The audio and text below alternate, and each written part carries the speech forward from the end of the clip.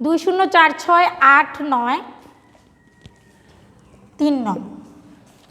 এখন 3 নংয়ে বলা হয়েছে যে বৃহত্তম বিজোড় সংখ্যাটি তৈরি করো। তাইলে আমরা বিজোড় সংখ্যা বলতে কি বুঝি?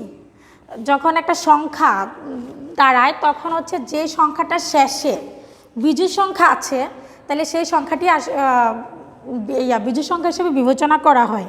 তাহলে এখানে আমাদেরকে প্রথমে দেখতে হবে যে কোন সংখ্যাটি শেষে রাখতে হবে, যে এখানে বিজোড় সংখ্যা কোনটি। তাহলে এখানে একমাত্র বিজোড় সংখ্যা 9, ঠিক আছে, একমাত্র বিজোড় সংখ্যা 9, এটা আমরা শেষে রাখতে হবে।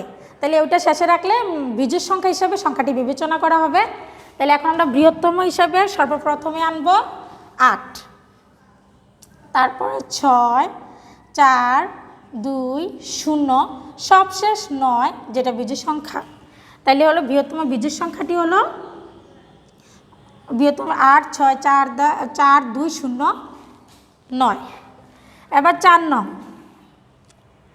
আচ্ছা, তোমরা এটাকে একটু সাজিয়ে লিখতে পারো।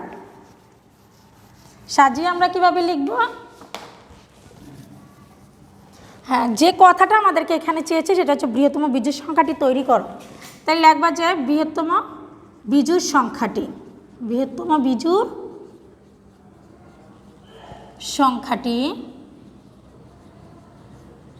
হলো 8 6 4 2।